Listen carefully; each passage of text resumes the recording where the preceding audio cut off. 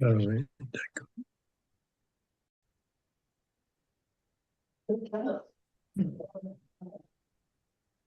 Voilà, alors bonsoir et bienvenue à chacune et chacun, vous qui êtes ici sur place ou à distance par visio. Donc pour éviter tout bruit de fond intempestif, n'hésitez pas à mettre votre micro sur off pendant, sauf si vous avez bien sûr des questions à poser, ça, c'est autre chose, mais ça évite parfois des bruits un petit peu gênants. Voilà. Donc, bienvenue pour cette nouvelle rencontre. On aborde donc le dossier numéro 5, qui va porter donc sur les premiers conflits dans la communauté, comment la première communauté chrétienne, dont la genèse nous est présentée par le livre des Actes des Apôtres, comment cette communauté fait face à ces premiers conflits et comment elle s'efforce de les gérer. Et en cela, je crois que les actes des apôtres sont aussi intéressants pour aborder la vie de l'Église aujourd'hui, qui vit aussi de polarisation, de conflits, il y en a. Et je crois que c'est intéressant d'aller regarder la manière dont ces conflits sont gérés dans le livre des actes des apôtres, parce qu'il y a peut-être des choses à entendre. Et vous avez peut-être vu en parcourant le dossier qui vous a été remis, euh, que la dernière page évoque le synode avec une catéchèse du pape François et il fait référence précisément à ce récit du livre des Actes des Apôtres. Donc c'est peut-être intéressant d'aller regarder de plus près ce qui nous est dit de ces conflits, la manière dont la première communauté s'est efforcée de les gérer. Alors, de prime abord, si vous vous souvenez, quand on avait évoqué la première communauté, elle apparaissait comme étant idéale, hein, quasiment. La finale du chapitre 2, je vous le rappelle, ils étaient assidus à l'enseignement des apôtres, à la communion fraternelle, à la fraction du pain et aux prières. La crainte gagnait tout le monde, beaucoup de prodiges et de signes s'accomplissaient par les apôtres. Tous ceux qui étaient devenus croyants étaient unis et mettaient tout en commun. Ils vendaient leurs propriétés et leurs biens pour en partager le prix entre tous, selon les besoins de chacun. Unanimes, ils se rendaient chaque jour assidûment au temple. Ils rompaient le pain à domicile, prenant leur nourriture dans l'allégresse et la simplicité du cœur. Ils louaient Dieu et trouvaient un accueil favorable auprès du peuple tout entier. Et le Seigneur adjoignait chaque jour à la communauté ceux qui trouvaient le salut. Tout va bien dans le meilleur des mondes. Ça semble être la communauté idéale et on avait là les caractéristiques de cette première communauté, l'enseignement des apôtres, la communion, la fraction du pain. On voyait la centralité encore du temple, puisqu'ils vont unanimes, ils se rendaient chaque jour assidûment au temple. Il y a la dimension communautaire avec un partage des biens aussi qui est présent, et puis un regard extérieur, voilà, un regard porté par la, la le peuple qui environne, les gens qui voient cette communauté avec plaisir. Voilà, c'était la présentation de cette communauté. Alors, faut pas s'arrêter à cette vision idyllique des choses. C'est un peu plus compliqué, comme toujours la vie en Église est plus compliquée que ça. Et on voit dans les chapitres qui suivent, notamment le chapitre 4, à la fin du chapitre 4 et le début du chapitre 5, on a un certain nombre de personnages qui, dans la communauté, eh ben, on voit bien qu'ils vivent pas forcément de cet esprit communautaire qui avait l'air d'être si formidable. On a la figure euh, de Barnabas, on a enfin Ananias et Saphira, son épouse. Donc on a, oui c'est plutôt voilà, Ananias et Saphira qui ben, manifestement ne vivent pas ça. Et donc on voit qu'il y a quelques accros déjà dans cette vie communautaire. Alors les deux textes que nous allons successivement envisager ben, sont les témoins de ces tensions qui existent dans la première communauté chrétienne. Le premier de ces récits, c'est le chapitre 6, le début du chapitre 6 des Actes des Apôtres, avec une crise entre deux composantes de la communauté, à savoir les Hébreux et les Hellénistes. On regardera tout à l'heure ce qui est à l'origine de ce conflit dans la communauté, mais surtout la manière dont la première communauté chrétienne va régler va dépasser cette crise et ce conflit. Et là, il y a peut-être des enseignements aussi à avoir. C'est peut-être quelque chose qui peut nous intéresser pour aujourd'hui. Et puis le deuxième texte sur lequel on s'arrêtera peut-être un peu plus longuement, c'est ce texte bien connu dit du Concile de Jérusalem, Concile apostolique de Jérusalem. C'est le terme de concile est sans doute pas très approprié parce que c'est les conciles stricto sensu, c'est quelque chose qui apparaît bien plus tard. Mais voilà, on a projeté rétroactivement sur cette assemblée de Jérusalem qui rassemble l'Église mère de Jérusalem, l'idée d'un concile. Mais faut pas, voilà, n'imaginez pas une espèce de célébration façon Concile Vatican II, voilà, la célébration d'ouverture, des choses comme ça. On est dans quelque chose d'autre. Mais donc cet événement important, ben là aussi, il s'agit de trancher, de régler une question liée à un conflit qui a émergé et sur une question autrement plus fondamentale, puisqu'il va s'agir de l'accueil des païens et des règles qu'il convient d'observer dans l'accueil de ceux qui sont païens, ne sont pas issus du peuple juif. Est-ce qu'il faut ou non leur imposer la circoncision et la loi mosaïque? Est-ce que le fait d'être circoncis est une condition nécessaire pour devenir chrétien? Et c'est cette question qui va donc être débattue. Alors, je vous propose d'entrer dans la lecture de ces deux récits et de commencer par donc le début du chapitre 6 que vous avez donc sous les yeux. Je vais vous le lire dans une traduction littérale proposée par Daniel Marguera, vous entendrez peut-être un peu des petites différences par rapport à ce que vous avez sur vos feuillets, mais c'est pas forcément inintéressant. Des accents différents. En ces jours où les disciples se multipliaient, un grognement des hellénistes se leva contre les Hébreux, parce que dans le service quotidien, leurs veuves étaient négligées. Les 12, ayant convoqué la multitude des disciples, dirent: Il n'est pas judicieux que nous délaissions la parole de Dieu pour servir aux tables. Mais allez chercher, frères, 7 hommes respectés parmi vous, pleins d'esprit et de sagesse, que nous établirons à la tête de cette charge. Quant à nous, nous tiendrons ferme à la prière et au service de la parole. La parole a plu au regard de toute la multitude, et ils ont choisi Étienne, un homme plein de foi et d'Esprit Saint, et Philippe, Procore, Nicanor, Timon, Parménas et Nicolas, un prosélyte d'Antioche. Ils les ont placés devant les apôtres, après qu'ils ont prié et ont posé les mains sur eux. Et la parole de Dieu croissait, le nombre de disciples se multipliait fortement à Jérusalem, une foule considérable de prêtres obéissait à la foi. Voilà pour ce texte. Dans votre dossier, vous avez quelques pistes, quelques questions qui vous sont posées. Quel groupe dans ce premier texte et quels besoins assurés? Quelle méthode pour résoudre le conflit? Quelles qualités sont recherchées? Et qu'apporte l'imposition des mains? Alors, c'est des questions qui peuvent sur lesquels on peut commencer à échanger. Vous avez peut-être des interrogations ou des questions, des précisions de vocabulaire à apporter. Vous voyez peut-être tel mot qui vous paraît un peu difficile. N'hésitez pas, là, si vous avez des questions de compréhension, à les présenter tout de suite. Et puis, on essaiera ensuite, dans un second temps, euh, d'avancer. Si les veuves n'étaient pas obligées dans le service quotidien, on ferait quoi?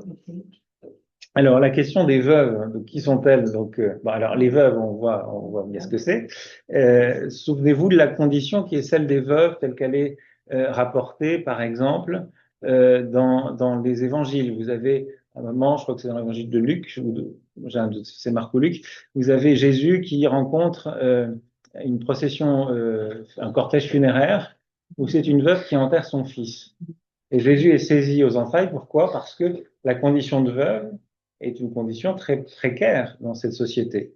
Dans une société patriarcale, évidemment, votre statut dépend pour une femme très largement de votre mari ou de votre père ou éventuellement de votre fils. Donc une veuve donc, qui n'a plus le soutien d'un mari et qui perd son fils se trouve dans une situation qui est évidemment très précaire. Donc c'est de cette situation-là dont il va être question. Alors dans la communauté juive, dans le judaïsme, il y a une forme d'obligation aussi morale de prendre soin de ces femmes qui se trouvent dans une certaine forme de précarité. Et donc, il y a dans le judaïsme encore aujourd'hui, je ne sais plus comment ça s'appelle, je sais pas si c'est des cas, enfin, il y a un service un peu d'entraide où des personnes qui sont en situation plus précaire, on va les aider. Donc, c'est des choses qui perdurent et qui existaient aussi déjà à l'époque. On se doit une forme d'assistance vis-à-vis des membres de la communauté qui se retrouvent dans une situation un petit peu précaire. Donc, le premier christianisme, il n'est pas tellement différent. Il émerge dans ce milieu juif. Il prend souvent comme modèle la synagogue à côté et les modes de gestion communautaire qui sont là. Et donc, on va s'efforcer de leur prodiguer une forme d'aide. Alors, on parle du panier des pauvres, de l'écuelle des pauvres, des mots en hébreu, donc qui sont évoqués dans la Mishnah. Et donc, il y a un système de protection qui peut exister.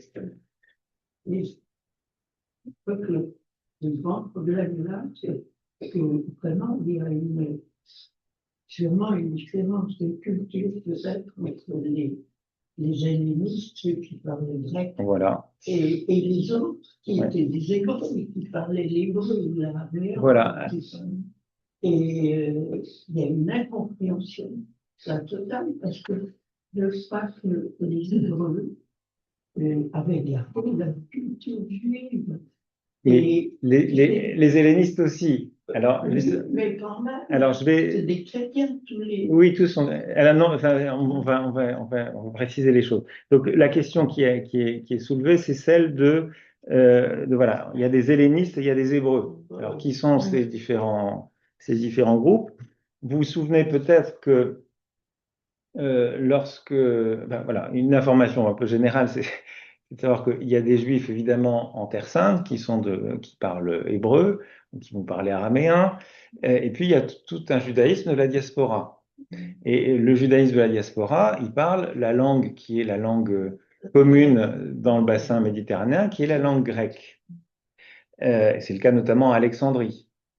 Alexandrie, c'est une ville gigantesque où il y a une communauté juive très importante qui est présente, avec une population juive, mais qui a progressivement perdu aussi la pratique de l'hébreu. Et donc qui parle grec, et c'est d'ailleurs aussi la raison pour laquelle on va rédiger une traduction en grec de la Bible hébraïque qui s'appelle la Septante.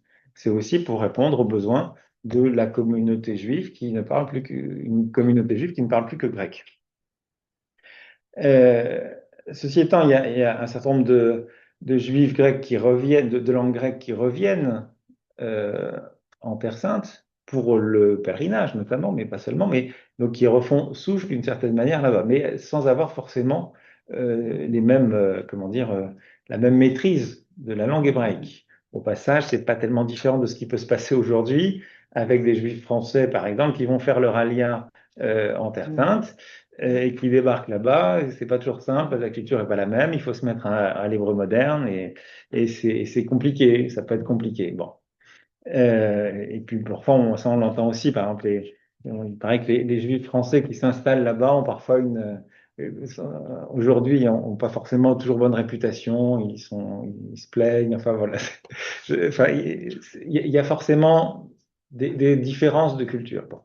Donc, un petit peu dans le même contexte, on se trouve donc à Jérusalem avec des juifs de langue, une grande majorité qui sont de langue, qui parlent hébreu, et puis des juifs circoncis, voilà, de naissance, voilà, mais qui sont de langue plutôt hébraïque. Donc, évidemment, ça peut poser des questions, des difficultés relationnelles. Et donc, la difficulté qui est relevée, c'est que les hellénistes se plaignent du fait que les veuves grecques, des hellénistes, sont moins bien servies, aidées que ne le sont les veuves de langue hébraïque. Voilà.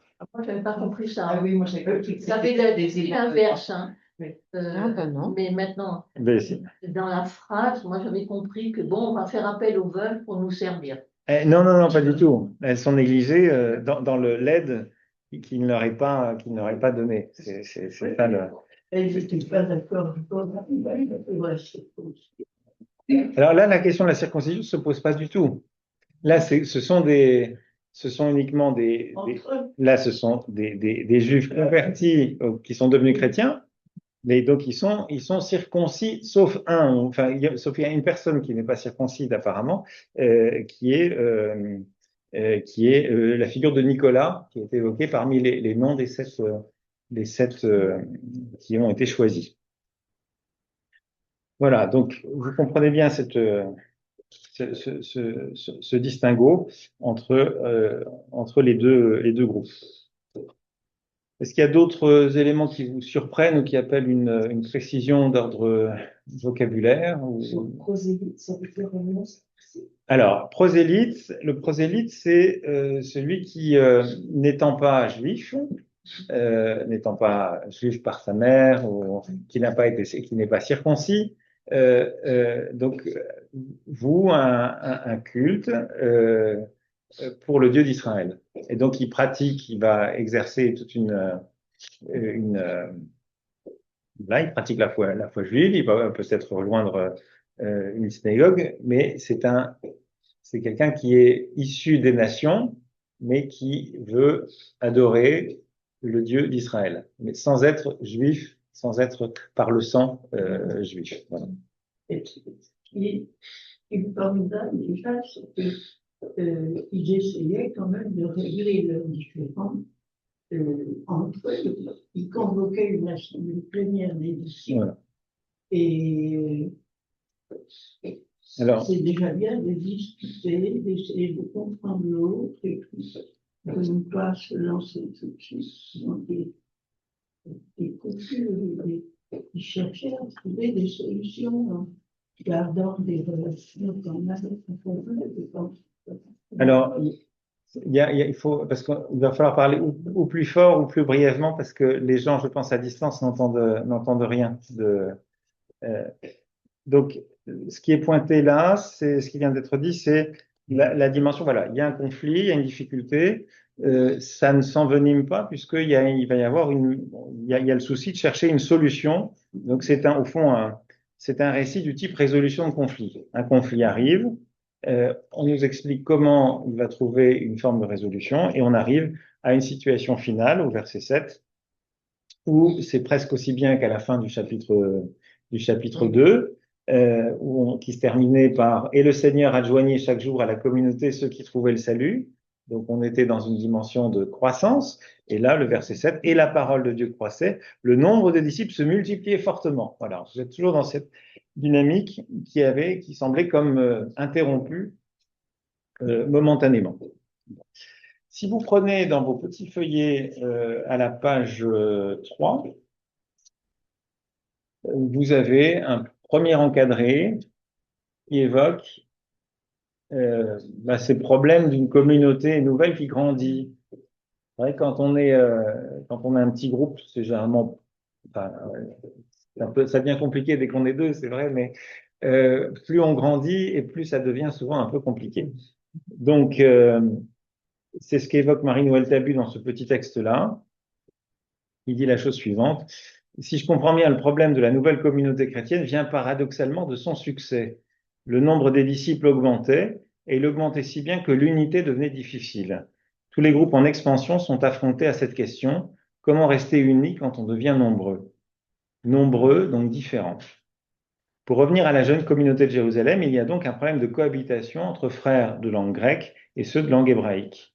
Très concrètement, la goutte d'eau qui va faire déborder le vase, c'est l'inégalité flagrante dans les secours portés quotidiennement aux veuves. On n'est pas étonné que la communauté ait eu à cœur de prendre en charge les veuves. C'était une règle du monde juif, mais il faut croire que ceux qui en étaient chargés, logiquement recrutés dans le groupe majoritaire, donc hébreu, avaient tendance à favoriser les veuves de leur groupe. Ce genre de querelle ne peut que s'envenimer de jour en jour, jusqu'au moment où le bruit revient aux oreilles des apôtres. Et c'est ce qui arrive avec le grognement des hellénistes qui parvient aux oreilles des apôtres. Et c'est pourquoi ils ont aussi les disciples, ont finalement décidé, et l'assemblée plénière, je pense. Alors, on va venir sur... De nommer des frères. Oui, alors on va y venir progressivement. On va venir à la désignation d'un certain nombre les 7. Euh, alors, ce qui est aussi intéressant de noter, donc c'est pas quelque chose que Luc invente, alors il va sans doute arranger le récit, mais le fait qu'on ait 7 noms différents qui nous soient donnés, donc manifestement il y a une tradition alors qui existe et que Luc reprend, mais il y a des éléments sans doute vraiment tout à fait historiques. Ce qui est aussi intéressant de noter, c'est que cette situation où on va désigner des aides, c'est quelque chose qu'on retrouve ailleurs dans l'écriture. Et pour l'auditeur ou le lecteur des Actes, qui est de culture juive, il va penser à des récits tirés ou de la Bible hébraïque ou de sa traduction en grec, la Septante, ou des récits tirés des évangiles. Alors, l'Ancien Testament, il y a par exemple l'épisode dans le Pentateuque où des dirigeants sont installés pour pallier à la surcharge du chef. C'est les 70 anciens qui sont nommés pour seconder Moïse. Avec, vous savez, ceux qui n'étaient pas dans le camp et qui se mettent quand même à prophétiser, voilà, cet épisode-là. Donc la tâche est devenue trop lourde pour Moïse, donc Dieu va lui donner des aides. Mais vous avez aussi dans l'évangile de Luc, alors on connaît l'appel des 12, l'appel et l'envoi des 12, mais il y a aussi les 70 qui sont appelés et envoyés. Donc c'est une forme là aussi, de délégation face à un besoin. On va désigner d'autres personnes pour porter le message et porter la mission. Et donc ça nous dit aussi une forme de continuité avec ce que Jésus lui-même a initié, ce que Moïse d'une part a initié, et puis ce que Jésus a initié. Et les apôtres font pareil. Ils continuent cet aspect il y a une continuité dans l'émergence de ce premier ministère qui lui n'a pas été institué par le Christ. Mais il y a une forme de mimétisme, on continue à faire pareil. Il y a la question des 7. Alors, spontanément, on dit les 7 diacres. Bien, c'est les 7. Souvent, on dit ça. Bon, est-ce que le mot diacre, il est dans ce texte-là? Non. On désigne les 7. Voilà, cherchez 7 hommes respectés parmi vous, pleins d'esprit et de sagesse, que nous établirons à la tête de cette charge. Bon. On est dans quelque chose de beaucoup plus sommaire. Alors, l'idée que ce récit était à l'origine du diaconat, c'est saint Irénée de Lyon qui en est à l'origine, qui a utilisé ça. Alors, c'est pas interdit, hein, on a le droit, mais enfin, c'est pas formellement ce que dit le texte. Au passage, on pourrait penser de prime abord que ce dont ces 7 vont être chargés, c'est la dimension, on dit aujourd'hui diaconale, donc le service notamment, le service des tables, le service des pauvres au fond. Donc on pense spontanément à ça, puisque d'ailleurs les apôtres semblent dire, il n'est pas judicieux que nous délaissions la parole de Dieu pour servir aux tables. Mais paradoxalement, les 2 premiers noms qui sont évoqués dans la liste des 7, à savoir Étienne et Philippe, on ne va pas particulièrement les reconnaître, puisqu'il va en être question dans les chapitres qui suivent. Ni l'un ni l'autre ne manifestent une activité caritative extraordinaire. En fait, ils vont surtout être connus comme évangélistes. Oui. Philippe qui convertit l'eunuque éthiopien, et puis la figure d'Étienne, qui lui est plutôt un prédicateur et qui va d'ailleurs entrer en conflit avec les autorités du temple au point qu'il va être lapidé. Hein. Donc, on a là, c'est pas des figures a priori qui vont beaucoup aller dans le caritatif, semble-t-il. Donc, il y a quelque chose de paradoxal à dire, ah oui, mais le diaconat, c'est le service d'État ou le service des pauvres, mais au final, les deux seuls dont on sait ce qu'ils ont pu faire, ils sont pour le coup très orientés dans une prédication, un ministère d'évangéliste au fond. Alors ça, je crois que c'est assez intéressant. Alors, maintenant, essayons de regarder quelle va être l'attitude des apôtres par rapport à cette crise qui qui parvient jusqu'à leurs oreilles. Ces grognements, voilà, qui sont l'écho de cette crise. Alors, ils vont commencer par dire, ben voilà, il n'est pas judicieux que nous délaissions la parole de Dieu pour servir aux tables. Ça semblerait vouloir indiquer, bon, c'est pas pour nous, quoi. Enfin, on pourrait avoir cette image-là. Ça peut aussi vouloir dire qu'on ne peut pas tout faire. Voilà, alors je pense que On ne peut pas tout faire tout seul. on peut pas tout faire tout seul. Donc, effectivement, il y a un besoin qui émerge. C'est pas une négation de la, comment dire, c'est pas une option ou quelque chose qui serait secondaire, vous voyez. Bon, c'est bien, mais c'est pas pour nous, quoi. On va laisser ça à d'autres, des petites mains qui vont faire ça. Non, parce qu'au passage, ce qui est demandé, c'est chercher 7 hommes respectés parmi vous, pleins d'esprit et de sagesse. Donc, il faut de l'esprit et de la sagesse. Il faut être respecté. Donc, c'est pas quelque chose de négligeable qu'on confie à ceux qui peuvent pas faire autre chose.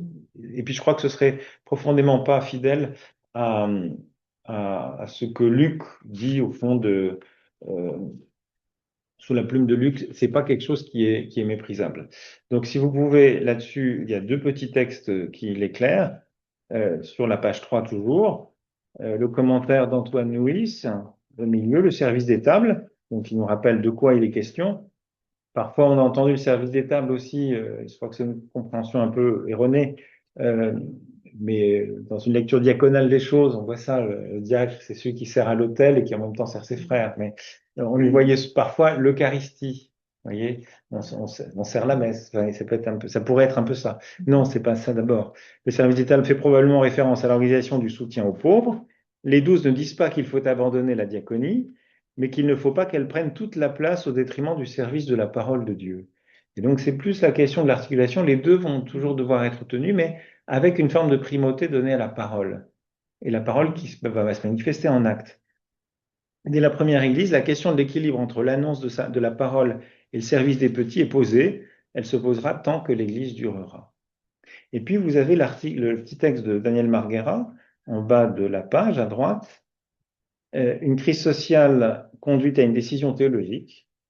Contrairement au développement du ministère diaconal dans l'histoire, à différencier certes selon la tradition catholique ou la tradition protestante, l'institution des 7 ne recourt pas à la séparation du matériel et du spirituel. Toute la théologie de Luc, qui n'écarte jamais l'éthique de la parole proclamée, répugne à ce funeste divorce. En droite ligne avec les sommaires, donc à la fin du chapitre 2 et au chapitre 4, qui intègrent le partage des biens à la communion fraternelle, l'institution des 7 vise à ne pas soustraire le pain à la parole. Par effet de retour, distribuer le pain ne va pas sans esprit et sagesse.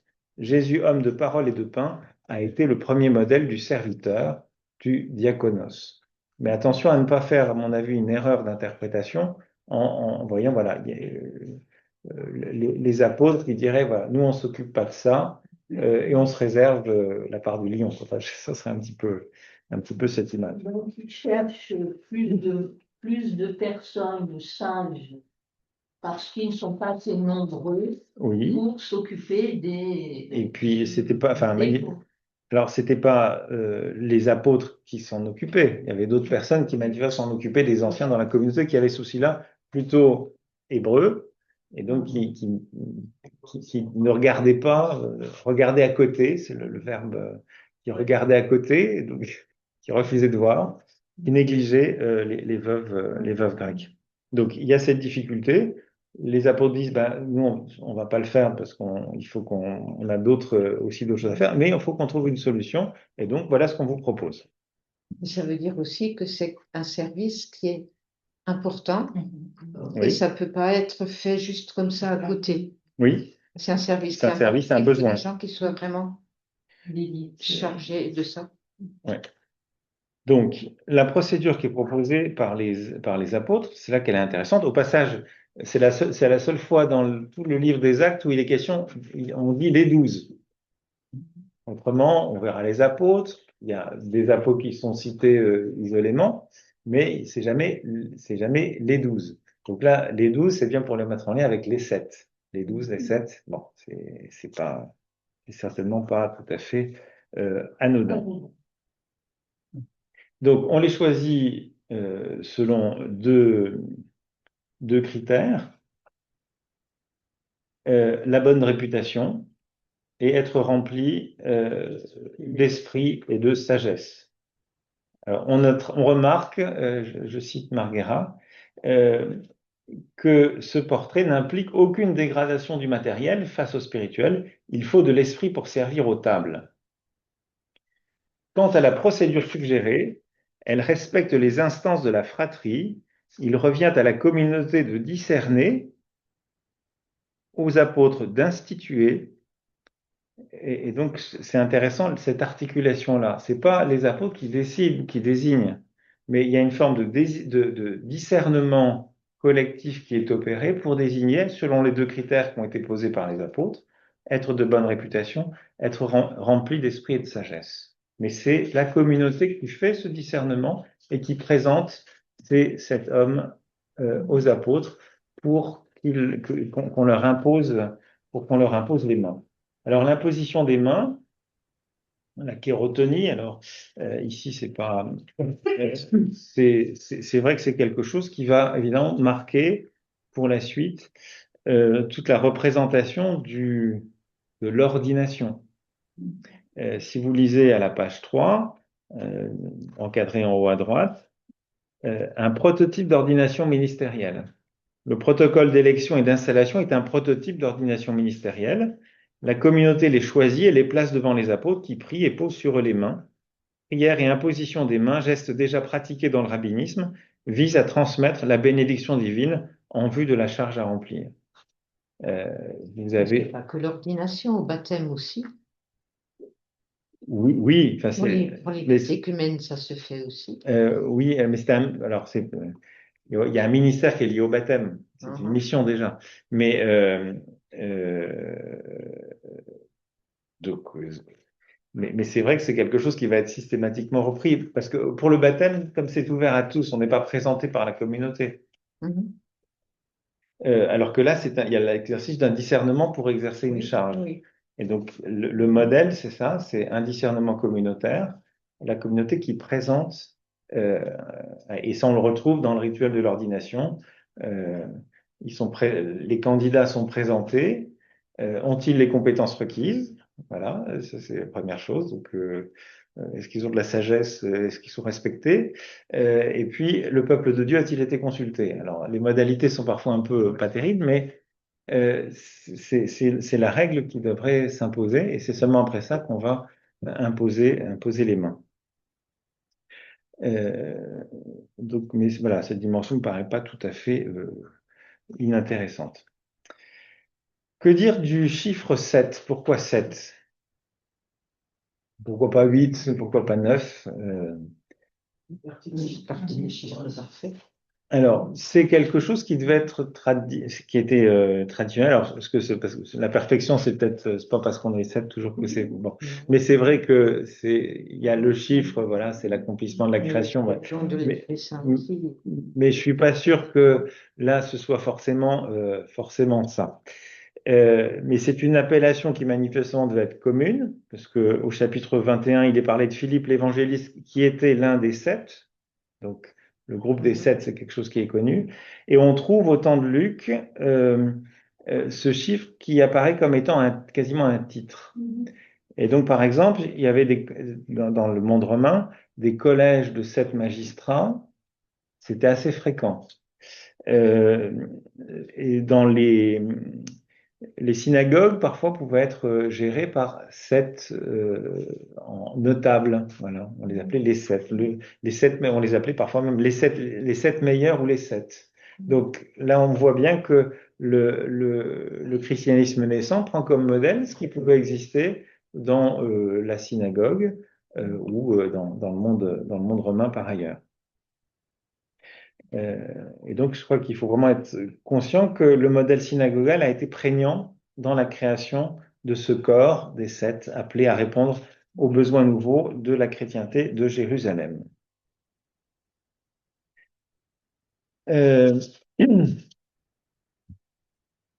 Alors, les informations intéressantes, donc la parole a plu, donc ça c'est la proposition qui est donnée qui est donné par les apôtres pour résoudre le conflit, la parole a plu au regard de toute la multitude. Donc, il y a une forme d'assentiment qui est donné. C'est pas une décision qui s'impose de manière extérieure, mais il y a un assentiment qui est donné à la proposition que formulent les apôtres. Et ils ont choisi, la multitude, donc ils ont choisi Étienne, un homme plein de foi et d'Esprit Saint, et Philippe, Procor, Nicanor, Timon, Parménas et Nicolas, un prosélyte d'Antioche. Alors, ces noms sont intéressants parce que tous ces noms sont des noms grecs. Donc, c'est significatif. Il y avait un problème avec les veuves hellénistes, et donc, ben, on va faire appel pour une manière de contrebalancer les lacunes ou la négligence dans l'accompagnement des veuves de la communauté. Eh bien, ce sont des Grecs qui vont être nommés. Donc, il y a deux personnages qui apparaissent en tête de liste, donc Étienne et Philippe, dont on reparlera plus tard. Les autres, on ne les connaît pas, on verra plus, on n'entendra plus, on n'en entendra plus parler. Et comme je le disais, les deux figures qui reviendront, elles se révéleront pas comme étant d'abord des personnes qui s'occupent des veuves. Voilà. C'est plutôt des figures d'évangélistes qui vont être présentées. Il y a, pour le premier et le dernier, vous avez une petite annotation, il y a un commentaire qui est apporté. Donc, le premier, Étienne, un homme plein de foi et d'Esprit Saint. Ben oui, on va voir son martyr, et un martyr qui est vécu presque selon les mêmes modalités que le Christ. Enfin, il y a une forme de mimétisme par rapport à la passion du Christ. Et puis il voit le ciel ouvert. Voilà. De toute façon, on reviendra sur son martyr une autre fois. Et puis le dernier, Nicolas, dont il nous a dit qu'il est un prosélyte d'Antioche. Donc une précision. Donc lui, on sait qu'il n'est pas juif de naissance. Il n'est pas circoncis. Donc c'est intéressant aussi parce que ça nous rappelle. Alors souvenez-vous du récit de la première Pentecôte. C'est une Pentecôte, j'avais dit, une Pentecôte juive. Ceux qui reçoivent l'Esprit Saint, ce sont des Juifs qui sont à Jérusalem à l'occasion de cette fête. Mais donc ils peuvent être de culture grecque, mais ce sont des Juifs circoncis, sauf un. Il était évoqué, pardon, pas un, mais il y a quelques prosélytes qui sont évoqués déjà. Donc ça, c'était déjà, j'avais noté une petite ouverture vers quelque chose, une dimension plus universaliste. Là, toujours avec ce souci Luc d'ourler les choses. Il y a ce petit fil rouge qu'on appelle ça je suis pas très couture, mais quand il y a un petit fil rouge qui remonte de temps en temps, on appelle ça qui surnage ou sur quelque chose, non? Surpiqué, je sais plus. Mais enfin, de temps en temps, vous voyez, hop, cette petite référence. Surfilé. Hein. Pardon? Surfilé. Surfilé, merci. Donc un petit surfilé comme ça, de temps en temps, la thématique revient. Je note que c'est un monsieur qui a donné la bonne réponse.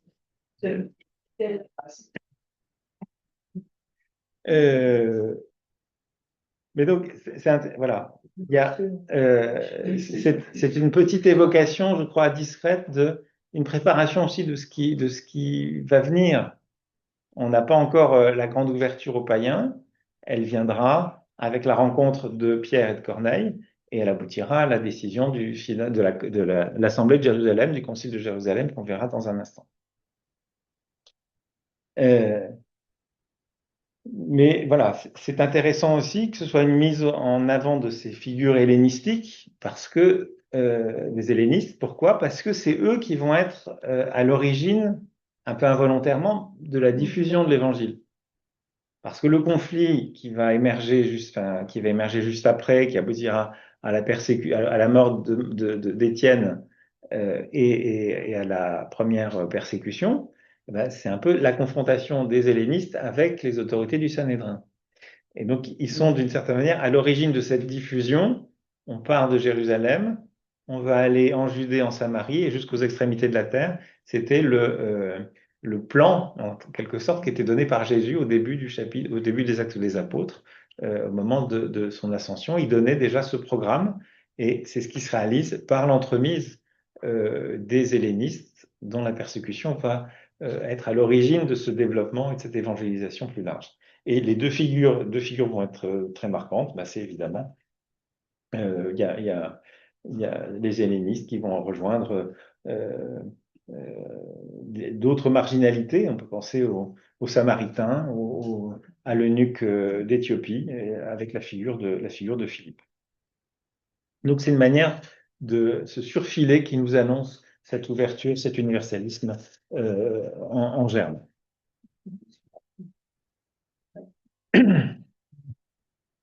Et dernière conclusion, on choisit donc ces sept.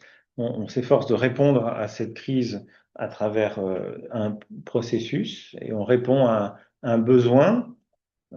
Charge, c'est aussi un besoin et c'est en même temps un charisme qui va être confié. Euh, donc, verset 7, on arrive à la conclusion. Il y avait comme eu une interruption. En ces jours où les disciples se multipliaient, on était dans cette multiplication, et puis multiplication, différence, diversité, grognement, comme si voilà, il y a quelque chose qui se bloquait. Et là, verset 7, les choses reprennent. Et la parole de Dieu croissait, le nombre des disciples se multipliait fortement à Jérusalem, une foule considérable de prêtres obéissait à la foi.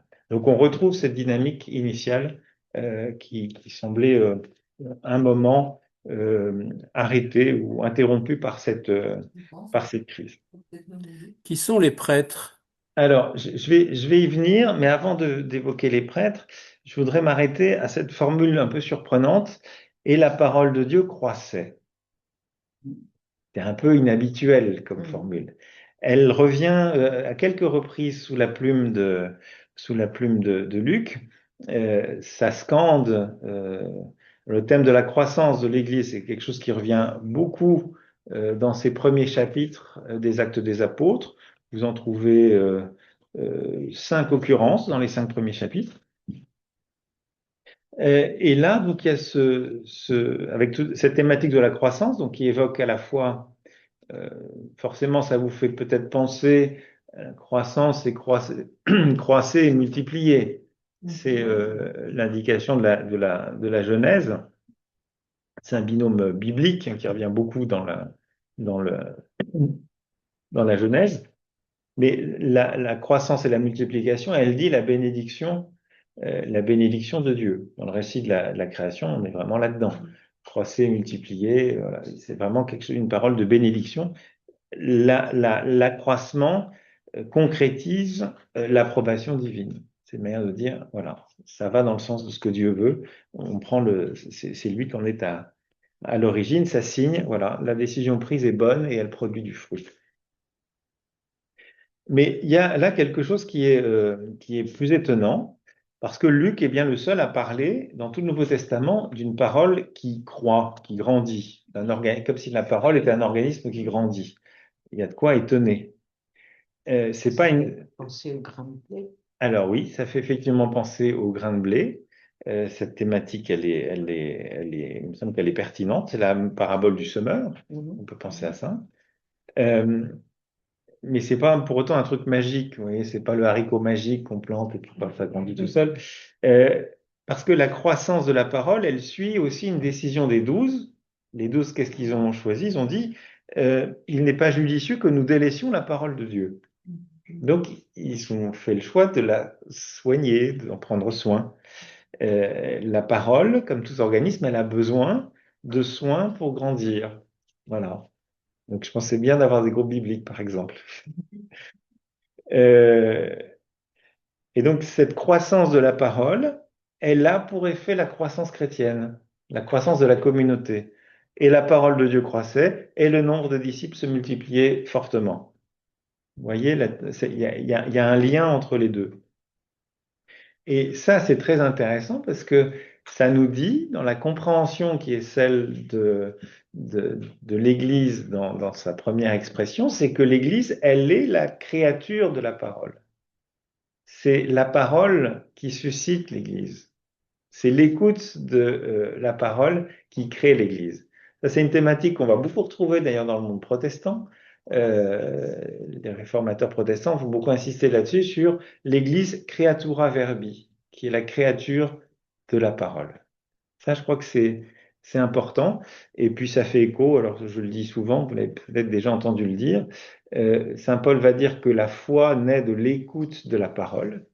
Mais donc, ça veut dire la conséquence, c'est que la communauté des croyants, la communauté chrétienne, elle naît aussi de l'écoute de la parole.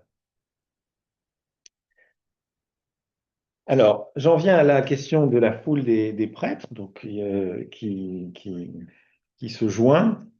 Une foule considérable de prêtres obéissaient à la foi. Donc, ça signe là aussi quelque chose d'une réussite de la prédication des apôtres, puisque même après qu'il y a eu les chapitres qui ont précédé, c'était déjà un premier conflit avec le Sanhédrin et les autorités du Temple.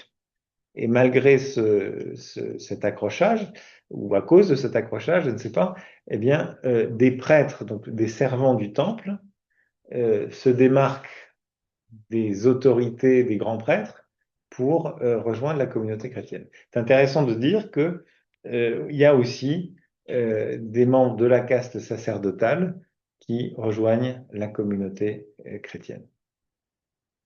Mais est-ce qu'il faut s'en étonner? Peut-être pas, puisque on apprenait que à la fin du chapitre 2, que les disciples étaient fidèles, assidus à la prière au temple. Donc, il y a une forme aussi de continuité avec, avec, avec le temple et la vie cultuelle là-bas. Même si on verra qu'il y aura d'autres, il va y avoir aussi des conflits importants qui vont jaillir. Et Étienne en particulier, évidemment. Alors, juste pour conclure sur ce texte-là, retenez peut-être que ce récit nous parle de la gestion de crise et comment la première communauté chrétienne va gérer ces tensions qui naissent à partir d'un secteur qui a été négligé, les veuves hellénistes. La communauté perçoit une différence qui était ignorée et perçoit un besoin et va trouver quelque chose pour y répondre. Et ça me semble intéressant, parce avec le processus où toute la communauté est associée. C'est un discernement qui est exercé de manière commune. Et ça a évidemment des échos aussi dans la dynamique aujourd'hui du synode. Le synode sur la synodalité, parmi les textes qui étaient les textes de référence, il y a ce texte du chapitre 6 et puis le texte du chapitre 15, qui tous les deux mettent en œuvre une forme de discernement communautaire pour appréhender, aborder les défis nouveaux qui se présentent et s'efforcer de donner des réponses qui soient des réponses nouvelles et adaptées. Et là, c'est l'autre point qui me semble intéressant, c'est qu'on est dans une forme de créativité, d'inventivité. On invente de nouveaux ministères. C'est un ministère qui n'existait pas. Il y a des défis, eh ben, on crée quelque chose de nouveau et qui n'est pas enfermé dans ce qui pouvait exister avant. Jésus, il n'a pas créé les diacres ou les 7. C'est très bien. Enfin, voilà, on a le droit de faire autrement, on a le droit d'adapter, de créer des ministères au service des nouveaux impératifs de l'Évangile. Autre thématique importante, l'articulation du pain et de la parole. C'était le texte de Marguera que je vous ai lu tout à l'heure. Il s'agit de ne pas soustraire le pain à la parole. Et à l'inverse, distribuer le pain ne va pas sans esprit et sagesse. Et puis le dernier point qui me paraît vraiment aussi important pour la compréhension qu'on a de l'Église. L'Église, c'est pas d'abord le pape et les évêques et tout ce que vous voulez. L'Église, elle est d'abord œuvre de la parole. Creatura verbi. Il y a d'abord la diaconie de la parole. C'est ça qui fait croître l'Église. La parole croissait et la communauté croissait et grandissait à son tour. Voilà pour ce premier texte.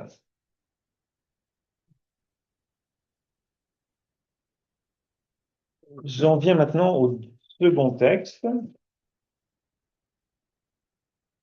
qui est donc celui de l'Assemblée de Jérusalem.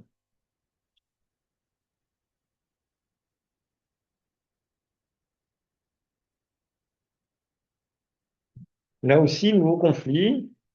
Le conflit est sans doute plus violent, qui va marquer certainement plus durablement la vie de la jeune communauté chrétienne, puisque c'est une thématique qu'on va voir aussi très présente dans la littérature paulinienne, dans les lettres de Paul, notamment dans l'Épître aux Galates, au chapitre 2, qui relate d'une manière un peu différente ce conflit qu'on a pu observer là. Donc, découvrons un petit peu ce texte qui part lui aussi qui part d'un lieu qui est Antioche. C'est dans cette ville d'Antioche, donc qui est donc dans l'actuelle Turquie. Qu'est-ce qui se passe dans cette donc c'est une communauté où il y a de nombreux païens, des pagano-chrétiens qui se retrouvent, avec le ministère de Paul et de Barnabé, qui va qui produit beaucoup de fruits, mais qui va susciter aussi des réactions de la part de judéo-chrétiens. On avait une distinction là entre les Hébreux et les hellénistes, qui étaient donc tous, dans les deux cas, des Juifs. Là, on a quelque chose d'un peu différent. Ça va être des judéo-chrétiens, donc des Juifs qui sont devenus chrétiens d'un côté, et puis de l'autre côté, des chrétiens aussi, mais qui, eux, sont issus du paganisme. Et la question, ça va être de savoir, mais qu'est-ce que on demande aux pagano-chrétiens? Est-ce qu'ils doivent être circoncis ou pas? Est-ce qu'ils doivent respecter les dispositions de la loi mosaïque ou pas? Et c'est ça qui va être l'objet de la question. Mais le conflit part d'Antioche. Donc, découvrons ce texte. Certains, descendus de Judée, enseignaient les frères. Donc, les Judéens qui viennent à Antioche et qui enseignent les frères de la communauté d'Antioche. Si vous n'avez pas été circoncis selon la coutume de Moïse, vous ne pouvez pas être sauvés. Un conflit et un débat pas mince ayant opposé à eux Paul et Barnabé, ils convinrent que Paul, Barnabé et quelques autres des leurs montraient auprès des apôtres et des anciens à Jérusalem à ce sujet. Eux donc, mandatés par l'Église, traversaient la Phénicie et la Samarie en racontant la conversion des nations. Ils causaient une grande joie à tous les frères. Donc, une tension suscitée par des gens qui viennent de Jérusalem, des Judéens, et qui sont dans une posture donc judéo-chrétienne en disant vous ne pouvez pas être vraiment chrétien si vous n'êtes pas circoncis d'abord. Il faut que vous soyez juif d'abord pour être chrétien. Et ils en font une condition de salut, c'est une condition sotériologique. Donc, il y a ce conflit. Il est décidé d'un commun accord que on va aller demander l'avis des colonnes de Jérusalem, l'église mère de Jérusalem, pour essayer de trancher la question. Et c'est bien un mandat par l'Église qui accompagne Paul et Barnabé et quelques frères. Au passage, c'est assez intéressant, pendant qu'ils reviennent sur la route vers Jérusalem, ils retrouvent des communautés chrétiennes où on raconte ce qui s'est passé et ça suscite une grande joie chez tous les frères. Donc ça, c'est aussi intéressant. La joie, c'est quelque chose qui signe l'action de Dieu. Dans la tradition spirituelle ignatienne, il y a toujours cette dimension de confirmation d'une décision qui aura été discernée. Et bien, parmi les signes que le discernement était bon, et là, c'est la joie qui va être causée, qui est causée par la décision qui a été prise, ce qu'elle suscite. Donc, arrivés à Jérusalem, ils ont été accueillis par l'Église, les apôtres et les anciens. Notez bien que c'est l'Église, les apôtres et les anciens. C'est pas juste les apôtres. Et ils ont rapporté tout ce que Dieu avait fait pour eux.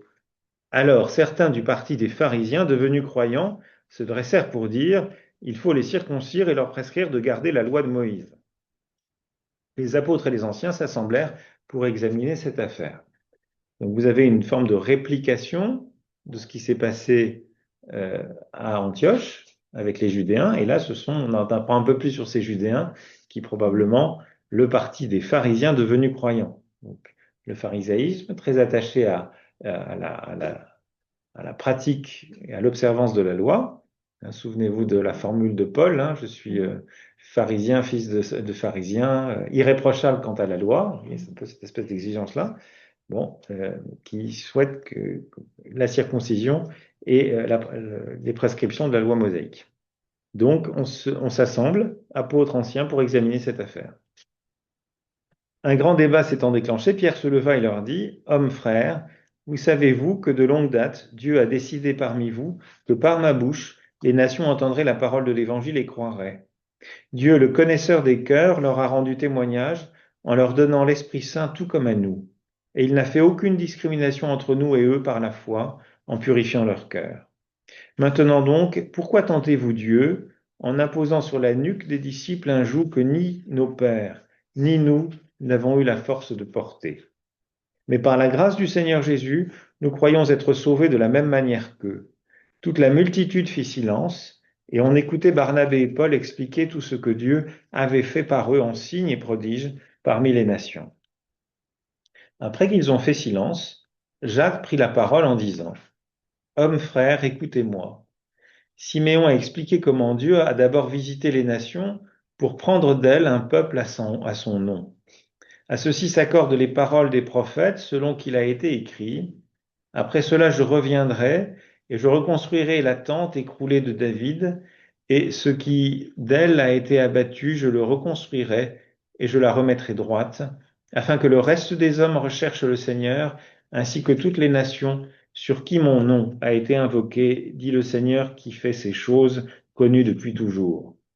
C'est pourquoi je suis d'avis, moi, de ne pas tourmenter ceux des nations qui se tournent vers Dieu, mais de leur communiquer par lettres, de s'abstenir des souillures des idoles, de l'immoralité, de la viande étouffée et du sang. Car Moïse, depuis les générations anciennes, a dans chaque ville des gens qui le proclament et qu'on le lit dans les synagogues chaque sabbat. Alors il a paru bon aux apôtres et aux anciens avec l'Église entière d'envoyer à Antioche des hommes choisis parmi eux, avec Paul et Barnabé, Judas, appelé Barsabas, et Silas, hommes influents parmi les frères, avec une lettre de leurs mains. Les apôtres et anciens, frères aux frères venus des nations, dans la région d'Antioche, Syrie et Cilicie, saluent. Puisque nous avons appris que certains de chez nous vous ont ébranlés par des paroles ravageantes pour vos âmes, sans prescription de notre part, il nous a paru bon, nous étant mis d'accord, de choisir et d'envoyer vers vous des hommes avec nos bien-aimés Barnabé et Paul, hommes qui ont livré leur vie pour le nom de notre Seigneur Jésus-Christ. Nous avons donc envoyé Judas et Silas pour vous rapporter les mêmes choses oralement, car il a paru bon à l'Esprit Saint et à nous de ne vous imposer aucune charge de plus que les nécessités. Vous abstenir de viande sacrifiée aux idoles, de sang, de viandes étouffées et d'immoralité. En vous gardant de cela, vous ferez bien, portez-vous bien. Et puis après l'épisode du débat à Jérusalem et du décret, entre guillemets, du concile, eh bien, épilogue retour à Antioche. Ayant donc pris congé, eux sont descendus à Antioche et réunissant la multitude, ils ont remis la lettre. L'ayant lu, ils se sont réjouis de l'encouragement. Judas, comme Silas, eux aussi prophètes, ont encouragé par force parole et fortifié les frères. L'ayant fait un temps, ils se sont séparés en paix des frères pour retourner vers ceux qui les avaient envoyés. Paul et Barnabé passaient du temps à Antioche, enseignant et annonçant, avec aussi beaucoup d'autres, la bonne nouvelle de la parole du Seigneur. Voilà, donc vous avez là aussi un conflit qui paraît sans doute plus compliqué que celui qui est évoqué au chapitre 6, parce qu'il va marquer, il pose des questions essentielles. Hein. C'est aussi un texte qui a parfois été considéré comme étant un sommet du livre des Actes et comme une charnière, en ce sens que vous avez trois figures majeures du premier christianisme qui se réunissent là dans cette scène. Vous avez Pierre, Paul et Jacques. Voilà, c'est un peu le christianisme naissant, il s'appuie un petit peu sur ce trépied-là, on va dire. Vous avez deux villes importantes, Jérusalem et Antioche, qui sont là aussi centrales dans ce premier temps. Et puis, c'est surtout une question en débat qui est qui va profondément marquer les premiers siècles de la vie de l'Église dans le rapport au judaïsme et comment on devient chrétien. C'est un débat qui est un débat profondément identitaire, ça touche à l'identité même du christianisme. Donc cette question, c'est est-ce qu'il est nécessaire pour être sauvé d'être circoncis selon la coutume de Moïse? Et c'est là que se passe le débat. Alors, on se souvient que voilà, ce concile, il tombe pas du ciel. La question des païens et de leur intégration, on en a déjà entendu parler avec l'expérience qu'a vécue Pierre avec Corneille. Les réticences qu'il avait à aller partager un repas ou de répondre à l'invitation d'un païen, et finalement comment il y est conduit par des songes, une vision, etc. Bon. Et puis finalement, il est témoin du baptême on avait parlé de la Pentecôte des païens, et donc de l'esprit qui tombe sur Corneille et sa maison. Et Pierre dit, puisque Dieu leur a donné l'esprit, au nom de quoi je refuserai de les baptiser. Par le baptême, on devient chrétien, donc ils sont chrétiens alors qu'ils ne sont pas circoncis. Particularité là. Donc c'est bien quelque chose qui a déjà émergé, et d'ailleurs Pierre en fera l'écho. Mais là, on voit bien que c'est à l'intérieur de l'Église que maintenant se situe la crise. Donc il y avait il y avait certainement une hostilité du côté de la synagogue à toute extension de l'alliance aux païens, mais là, c'est au sein même de l'Église. Il y a une protestation des judéo-chrétiens venus du pharisaïsme contre un salut qui serait prêché sans exiger l'observance de la Torah et la pratique de la circoncision.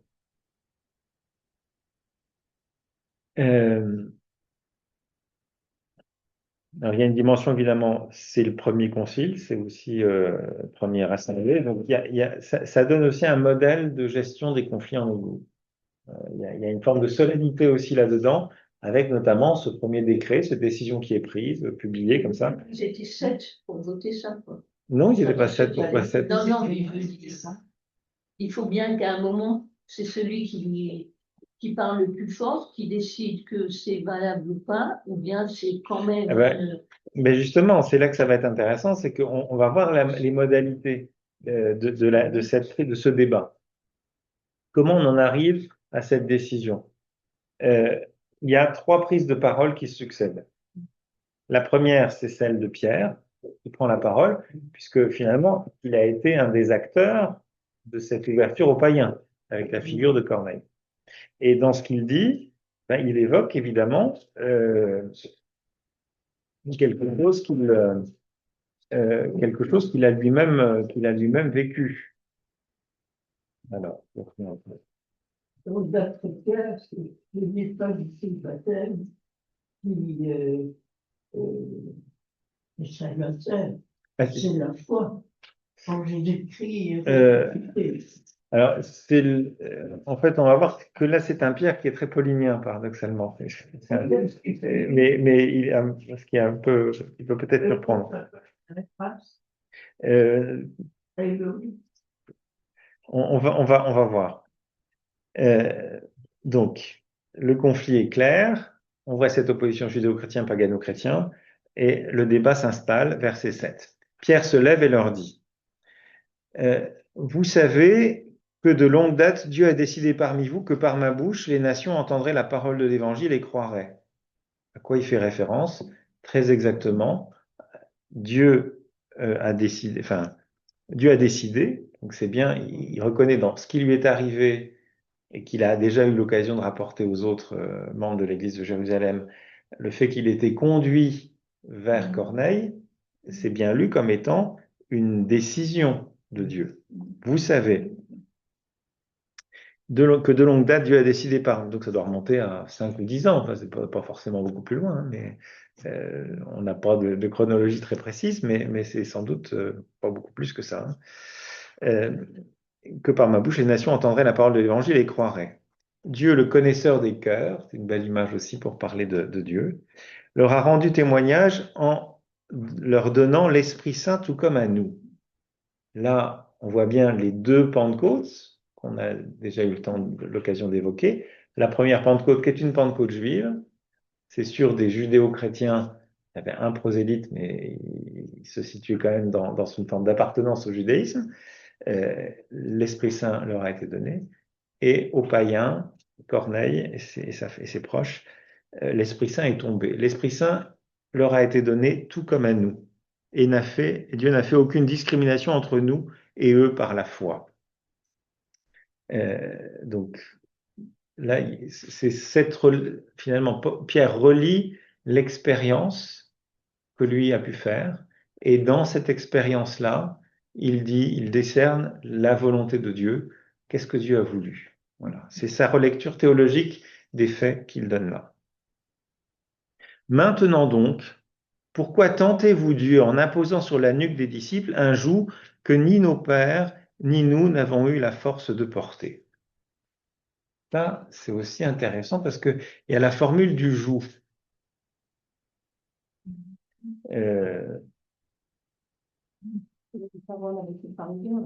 C'est une thématique qui est pas...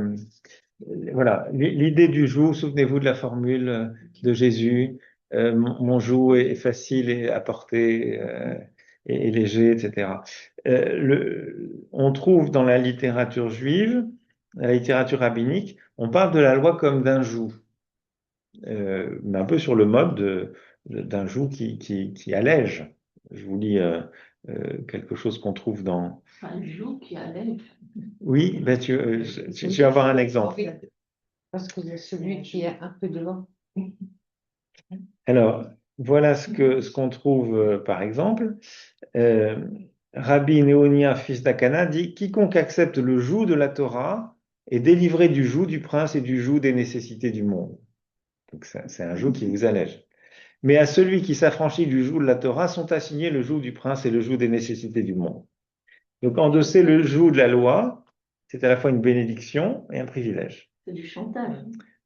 On peut aussi dire comme ça si on veut, mais là, ce qui est assez frappant, c'est que Pierre retourne ça, donc c'est pas un joug qui est léger ou quelque chose mais il dit que c'est quelque chose que ni nos pères ni nous n'avons eu la force de porter. Et ça, c'est une théologie très paulinienne. Mais Jésus avait dit ça aussi, vous imposez aux autres Ben oui. des choses qui sont Alors, Dans le d'importer. pharisien. Alors, c'est un peu ça quand Jésus critiquait les scribes et les pharisiens qui lient le pesant fardeau sur le dos des gens sans même y mettre le doigt. Là, ça peut aussi être lu comme un débat entre un judaïsme galiléen et un judaïsme de Judée, de Jérusalem, sur toute une série de règles de prescription qui ne sont pas dans la Torah, mais qui ont été rajoutées. Ça, c'est l'interprétation dans le Christ juif j'ai oublié le nom de l'auteur, il insiste beaucoup là-dessus et il montre comment dans le judaïsme il y a un débat entre différents courants, un judaïsme judéen, pharisien, un pharisaïsme judéen qui en rajoute dans l'exemple, et puis un pharisaïsme plus lâche, pas Oui. plus libéral, on va dire, et qui dit, ben non, ça c'est pas dans la Torah, n'en rajoutez pas, quoi. Ça peut être ça. Mais là, ce qui est intéressant, c'est vraiment cette idée que imposer sur la nuque des disciples un joug que ni nos pères ni nous n'avons eu la force de porter. Vous voyez bien que, par exemple, Paul, quand il relit son histoire et quand il dit irréprochable quant à la loi, ça c'est l'attitude du pharisien dans toute sa splendeur. Et donc, c'est pas rien de dire ça, quoi. Et c'est Paul qui a été jusqu'au bout vraiment dans cette espèce de fidélité. Il se rend compte que ça marche pas, que c'est pas la loi qui le justifiera. Et là, on a quasiment une profession de foi paulinienne, mais donc ça, c'est la version de Luc, hein, évidemment. Mais, au fond, Dieu n'a pas discriminé par la foi. Il a accueilli la foi des non-juifs tout comme la nôtre. Et donc, Pierre s'aligne sur Paul en déclarant que la justification est accordée à tout homme qui croit. J'ai une question quand même. C'est quoi le joug que nous n'avons pas été capables de porter? Ben, c'est la loi, c'est les prescriptions de la loi qui sont supposées nous justifier. Et dans ce que, alors, dans l'Épître aux Romains, Paul va justement beaucoup insister là-dessus, sur le fait que euh, la loi finalement révélait enfin, notre péché, on n'arrive pas, on n'est pas capable. Donc, c'est pas par nos propres, par les œuvres de la loi qu'on va être sauvé, mais bien par la foi au Christ. Et ça, c'est une profession de foi, je dirais, vraiment paulinienne, ce qui est un petit peu surprenant, mais bon. Euh, nous croyons être sauvés de la même manière qu'eux, donc c'est pas par la loi qu'on est sauvé. Il y a, là, ça me semble aussi intéressant dans le processus, le verset 12, toute la multitude fit silence. Donc, la place du silence. Euh, dans la démarche synodale, le pape François a beaucoup insisté là-dessus quand ça a été mis en place avec la méthode de la conversation spirituelle. C'était donc de s'écouter. Chacun arrive, va développer un argument, relire, parler de son expérience, c'est ce que vient de faire Pierre, et puis on laisse une place au silence. Et dans ce temps de silence, chacun peut laisser les choses résonner et écouter ce que l'esprit dit au cœur, attentif au mouvement intérieur quelque part. Il y a une deuxième prise de parole, qui est celle de Paul et Barnabé, qui là aussi témoignent. Ils témoignent de ce que Dieu avait fait par eux en signes et prodiges parmi les nations. Donc c'est une relecture là aussi théologique de leur activité pastorale qui est présentée à la communauté. Verset 13, après qu'ils ont fait silence, nouvelle expérience de silence, qu'est-ce que les uns et les autres voilà, se laissent d'une certaine manière enseigner. Et là, je crois qu'il y a des choses qui gagnent à être méditées et qui gagneraient sans doute à être davantage mis en œuvre en Église.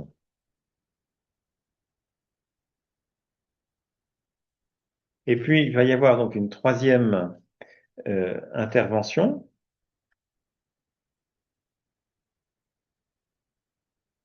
qui est celle de Jacques.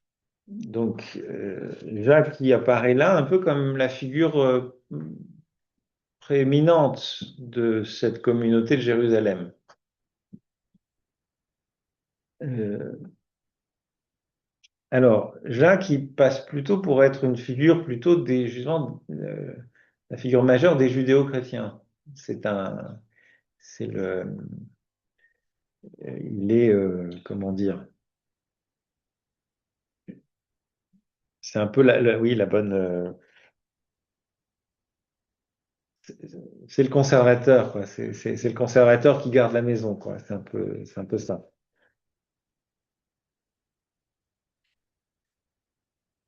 Et donc, il prend la parole, il va désigner Pierre en l'appelant de son prénom Siméon, son prénom juif. Euh, voilà. Et donc, il reprend ce qui a été dit. Simon a expliqué comment Dieu a d'abord visité les nations pour prendre d'elles un peuple à son nom. Euh, donc, prendre un peuple à son nom, c'est-à-dire un peuple qui lui appartient. C'est une formule qu'on trouve beaucoup dans la, le-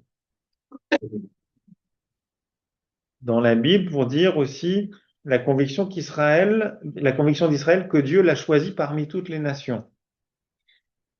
C'est un peu la thématique de l'élection qui se dit à travers ce vocabulaire. Et là, il y a quelque chose d'un peu paradoxal parce que on applique le vocabulaire de l'élection aux nations, alors que c'est l'élection d'une nation, enfin, du peuple juif. Et là, il y a quelque chose qui peut légitimement surprendre. Euh, Dieu a d'abord visité les nations pour prendre d'elles un peuple à son nom. Euh, c'est pas voilà, ça c'est quand même étonnant. Et alors, ce qui suit est encore plus étonnant parce que il nous est dit que c'est ce que disent les prophètes. Ça consonne synphonei, ça entre en symphonie avec les prophètes. Donc là, la citation, c'est une citation du prophète Amos, chapitre 9, qui est un petit peu, qui est pas très, qui est un peu bizarre, ça fait, avec cette tente écroulée de David, et de cette tente, je la reconstruirai, je la remettrai droite, afin que le reste des hommes recherchent le Seigneur, ainsi que toutes les nations sur qui mon nom a été invoqué. Donc les nations sur qui mon nom a été invoqué. Alors le nom, bah, c'est aussi évidemment un peu l'évocation du nom, du nom divin. Et ce qui est noté par Marguera au sujet de cette citation, ce texte est le seul de tout l'Ancien Testament où l'invocation du nom divin est appliquée aux nations païennes sans passage par la circoncision. Donc, les nations païennes euh, invoquent le nom de Dieu sans qu'il y ait le passage par la circoncision. Donc, il n'y a peut-être pas, il n'y a pas tant d'occurrences que ça qui pourrait le permettre. Donc, c'est une forme de validation scripturaire. Il est dit, ben voilà, on a relu quelque chose, mais c'est pas quelque chose qui tombe du ciel. C'est quelque chose qui trouve sa place dans la révélation biblique. Et ça, c'est important aussi dans l'Antiquité chrétienne parce que contrairement à notre époque où ce qui est le mieux, c'est ce qui vient de sortir. Le dernier iPhone, il est mieux que l'avant-dernier. Et donc la nouveauté, c'est la garantie que c'est bien. Dans l'Antiquité, c'est l'inverse. C'est précisément l'antiquité d'une croyance ou d'une conviction qui donne aussi sa légitimité, qui lui donne sa légitimité. Et donc, si cette nouvelle religion là qui émerge, cette position, elle peut s'autoriser de la parole prophétique, ça lui donne aussi une toute autre légitimité. Et notez que c'est très exactement ce qu'a fait Pierre dans sa prédication jusqu'ici. Il met toujours en lien des écrits, la parole de Dieu, enfin l'écriture, avec l'événement Jésus-Christ, avec Jésus-Christ qui est la clé de ces écritures, mais c'est pas l'irruption du nouveau qui fait que ce qu'il y a avant c'était n'importe quoi. Non, c'est l'accomplissement, c'est vraiment la thématique de l'accomplissement des écritures. Alors, Jacques poursuit en donnant toutefois donc en disant, il ne s'agit pas de tourmenter ceux des nations qui se tournent vers Dieu. On ne va pas leur imposer des choses qui ne sont pas nécessaires. On ne va pas leur imposer la circoncision, mais on va leur demander de s'abstenir de 4 choses. Il y a 4 abstentions qui leur sont demandées. L'idolâtrie, la souillure des idoles, l'immoralité, en grec c'est porneia, on ne sait pas toujours très bien ce que c'est, la viande étouffée et le sang. Voilà. Alors, en fait, la viande étouffée, ça désigne, bon, c'est un mode de cuisson, mais ce qui est derrière, c'est plus le fait que c'est une viande qui n'aurait pas été saignée. Donc, il faut qu'elle soit cachère, c'est la règle de la cache-route, au fond, qui sont là. Alors, c'est aussi, alors, il y a beaucoup de débats pour savoir qu'est-ce que c'est que ça. Il y a différents manuscrits aussi. Vous savez qu'il n'y a pas un texte unique du Nouveau Testament, mais il y a plusieurs manuscrits. Ce qu'on appelle la tradition orientale et la tradition occidentale. Et la tradition occidentale va supprimer une indication, par exemple sur les, je vais trouver mon affaire.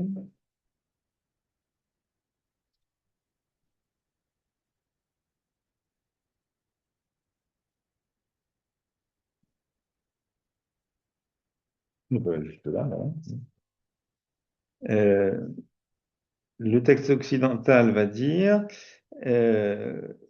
va omettre la viande étouffée, donc la viande cachère, et va rajouter une autre condition qui est la condition suivante.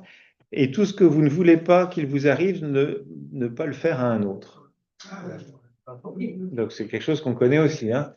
Mais vous voyez bien que dans un cas, on a des prescriptions qui sont des prescriptions plutôt ritualistes, donc qui tiennent à des règles plutôt alimentaires. On va s'abstenir de... alors, la souillure des idoles, ça peut renvoyer aux viandes idolotiques, aux viandes qui ont été sacrifiées aux idoles.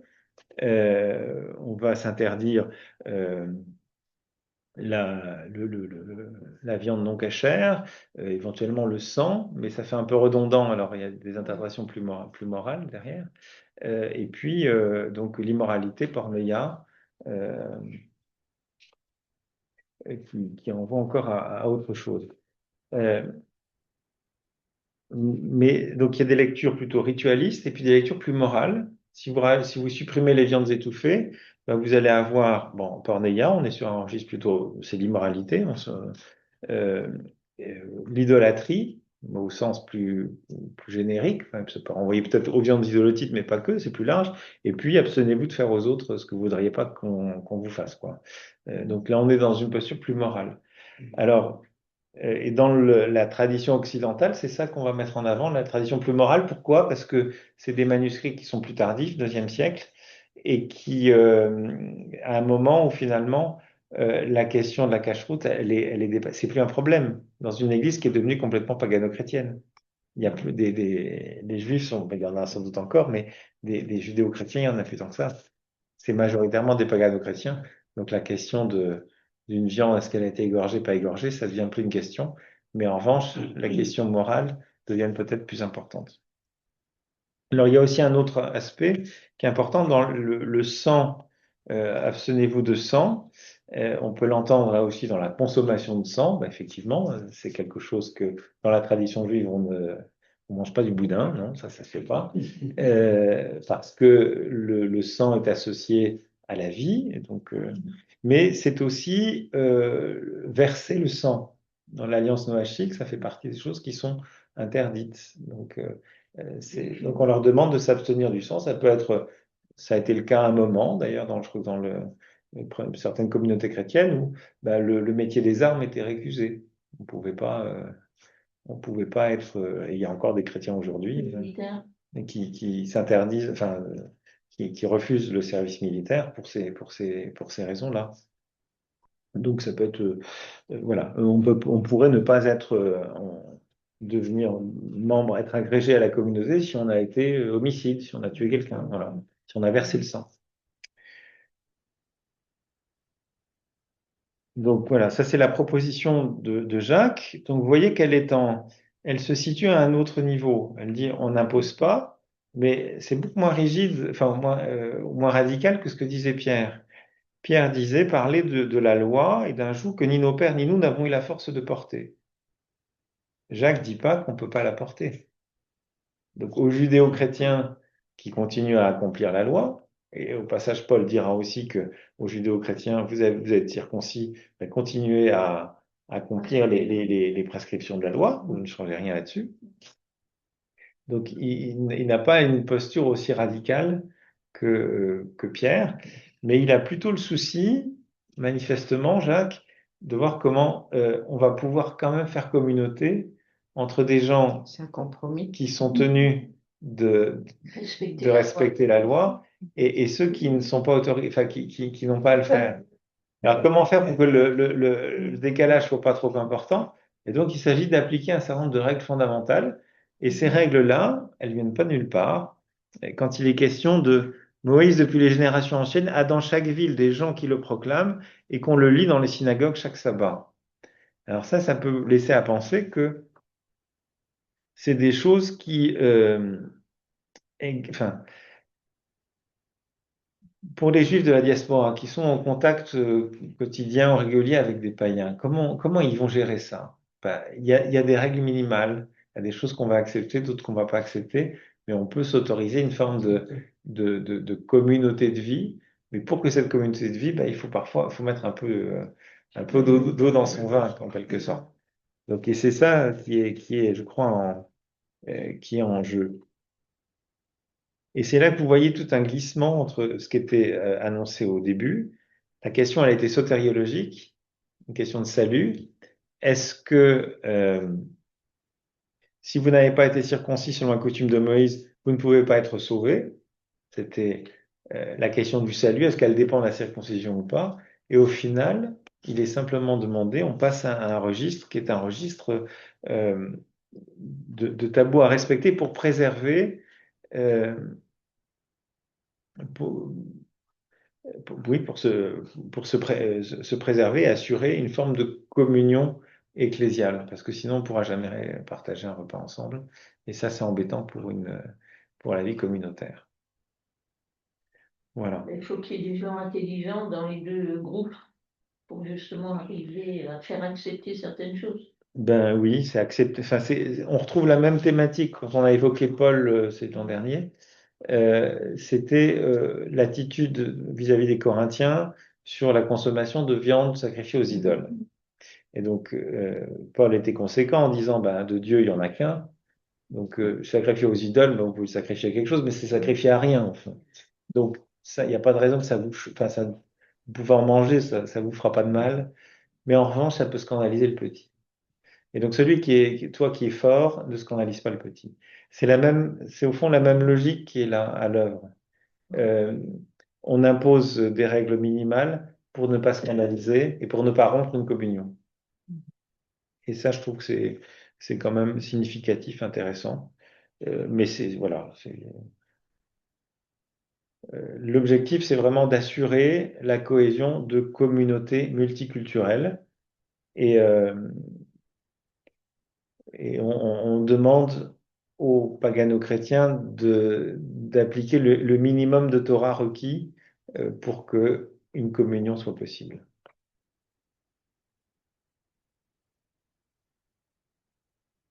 Voilà, donc c'est ce que dit Marc Guérin encore, je trouve la formule très bien. Euh,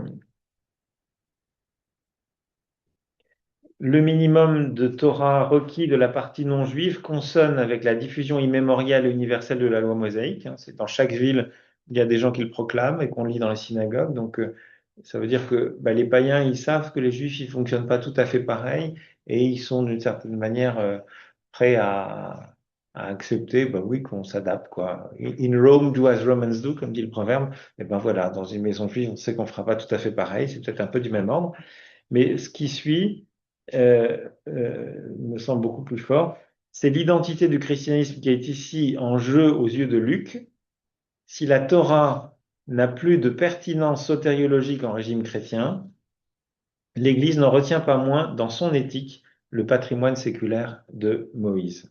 Donc il y a une dimension éthique qu'on garde et pour préserver une vie communautaire. C'est tout ce qui se passe à l'heure actuelle, hein. Avec différentes. Et les différentes sensibilités qui peuvent exister dans l'Église, absolument. Mais je pense que dans ce sens, il y a aussi un texte qui est qui est très actuel. Et donc, ben, on va aboutir à ce décret hein, qui reprend ni plus ni moins ce que vient de dire Jacques. Mais donc, c'est d'une manière commune. Il a paru bon aux apôtres et aux anciens avec l'Église entière d'envoyer à Antioche des hommes choisis parmi eux avec Paul et Barnabé. Donc c'est une décision communautaire, c'est les apôtres et les anciens qui se sont réunis, mais il y a un assentiment de toute l'Église de Jérusalem qui décide d'envoyer ces hommes porteurs de ce message écrit de leurs mains, qui dit la chose suivante. Donc ça rappelle aussi voilà, nous avons appris que certains de chez nous, des Judéens, vous ont ébranlé par des paroles ravageantes pour vos âmes sans prescription de notre part. Ce n'était pas notre initiative. Et ils ne peuvent pas se réclamer de Jérusalem. Hein, c'est ceux qui se prennent, qui se croient plus royalistes que le roi, en quelque sorte. Et donc, Barnabé et Paul leur ministère est conforté, validé. Hommes qui ont livré leur vie pour le nom de notre Seigneur Jésus-Christ, au bien-aimé Barnabé et Paul. Ils sont accompagnés par des membres de la communauté de Jérusalem, Judas et Silas, qui vont expliquer les décisions qui viennent d'être prises, qui vont confirmer les choses oralement. Et puis, il a paru bon à l'Esprit Saint et à nous, ça c'est tout à fait une formule tout à fait étonnante, Cette idée que cette décision, c'est pas juste les apôtres et les anciens de Jérusalem qui décident ça, de leur propre autorité, mais dans une forme de discernement et d'écoute. Donc, soyez attentifs à ces différentes interventions, la place donnée au silence et la décision qui émerge au final.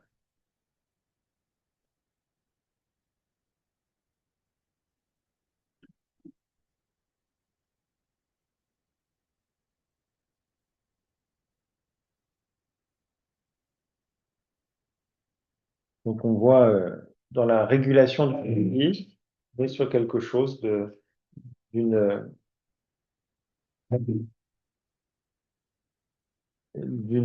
comment dire ça? C'est une forme de voie moyenne. On est attentif à la situation des uns et des autres. Sur les principes, on est intransigeant. Non, c'est pas la loi qui sauve, c'est bien la grâce moyennant la foi. C'est bien Jésus-Christ c'est par lui qu'on est sauvé. C'est pas la loi, mais ça ne veut pas dire que faut pas honorer les dimensions éthiques de la loi mosaïque pour simplement rendre possible une vie commune. Et puis l'autre, voilà, l'aspect, c'est comment on arrive à résoudre un, un conflit. Et là, je crois que dans une église qui est polarisée comme la nôtre, c'est important. Et c'est sans doute pas un hasard si, quand on évoque la question de la synodalité, eh bien, les références au livre des Actes sont si fréquentes.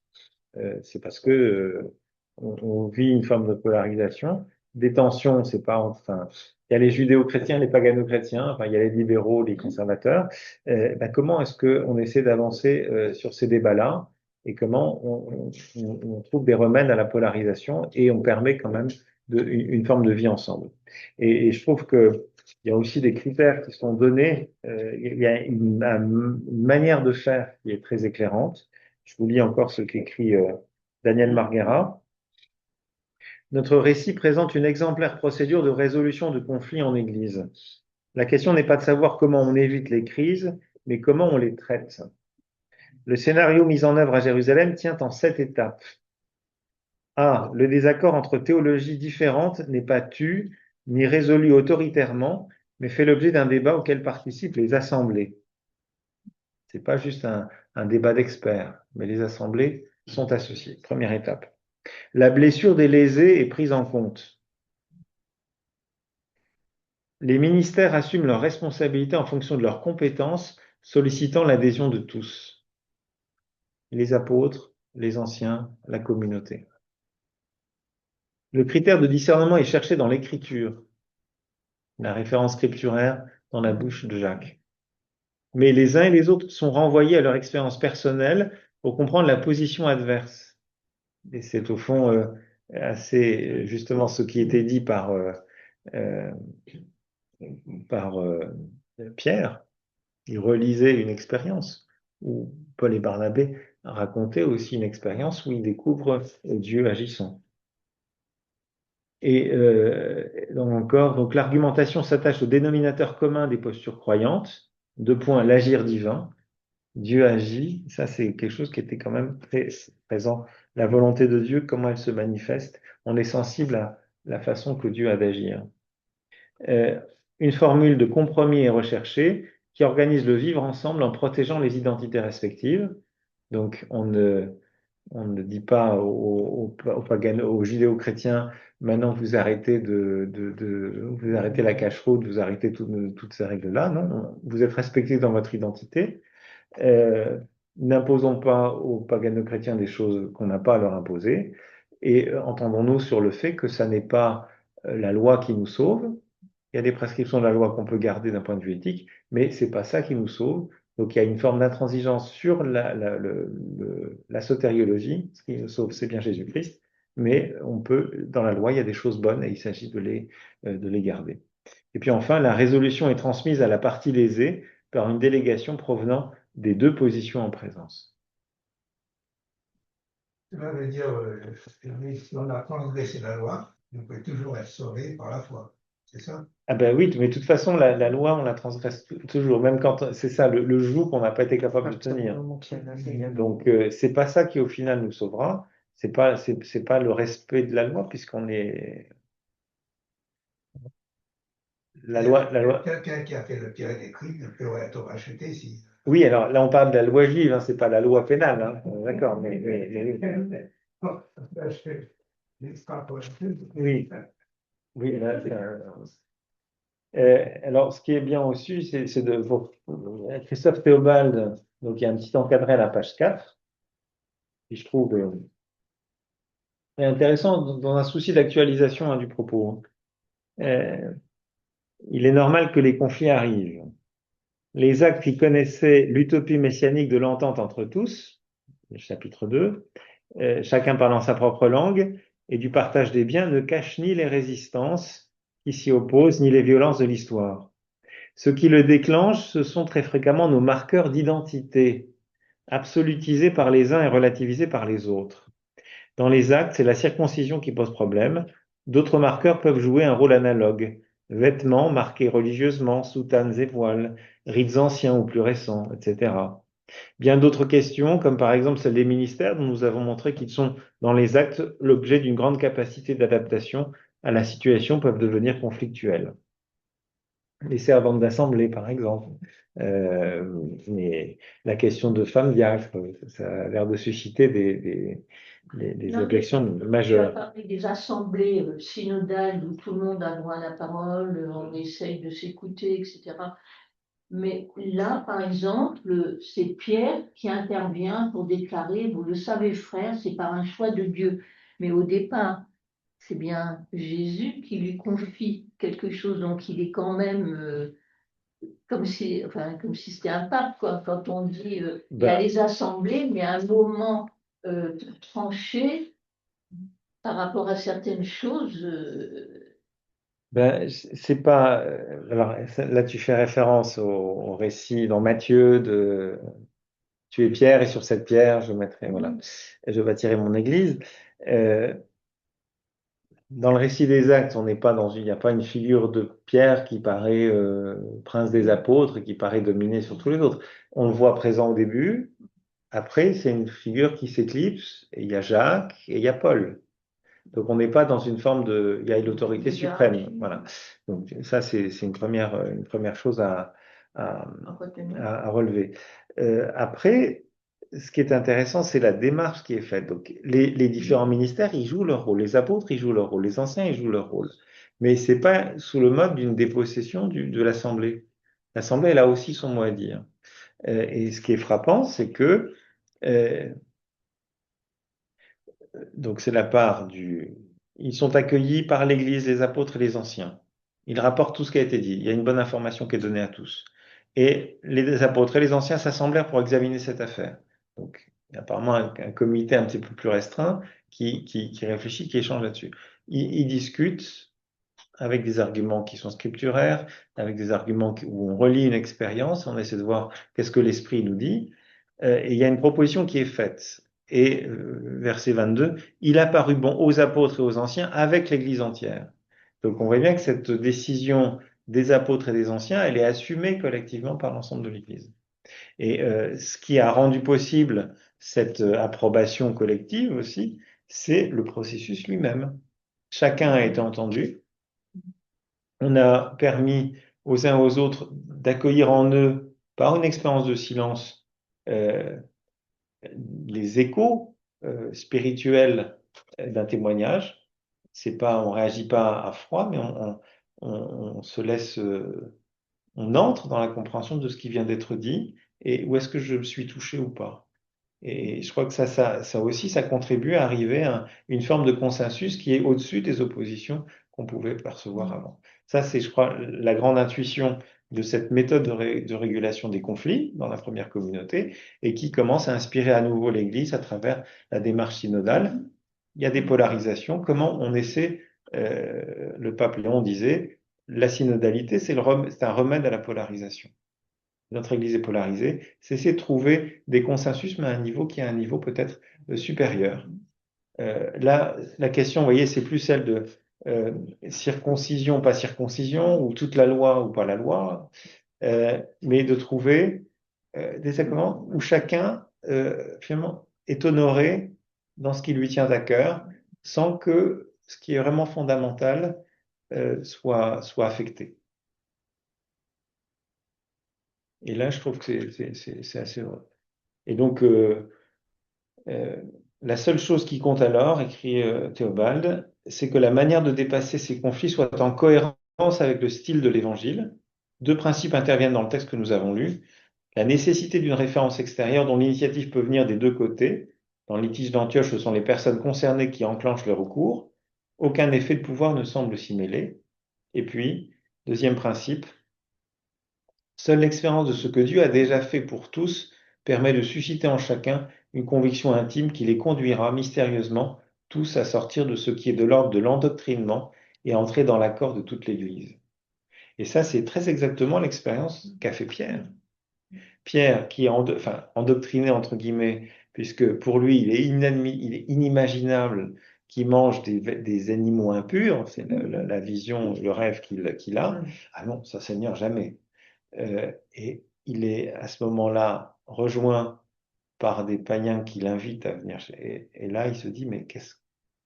Il se laisse déplacer par rapport à la doctrine et aux convictions qu'il avait, et pour finalement reconnaître que, ben oui, Dieu se donne aussi dans son esprit aux païens, et donc au nom de quoi, moi, je le refuserai. Donc on voit bien qu'il y a une évolution et qui est liée à l'action de Dieu, quoi. Seule l'expérience de ce que Dieu a déjà fait pour tous permet de susciter en chacun une conviction intime qui les conduira. Là, bah, manifestement, Dieu a agi d'une manière qui n'était pas conforme à l'image que j'avais de la loi. Il a sauvé, enfin, il a donné son esprit à des païens qui ne sont pas circoncis. Et alors, au nom de quoi, moi, j'irai leur imposer quelque chose que Dieu n'a pas jugé utile. Et ça, je trouve que c'est assez intéressant. Voilà, je m'arrête là, j'ai déjà largement dépassé. Merci de votre attention et de votre patience. Bonne nuit. Merci beaucoup. Merci. Merci, bonne nuit. Bonne nuit. Merci.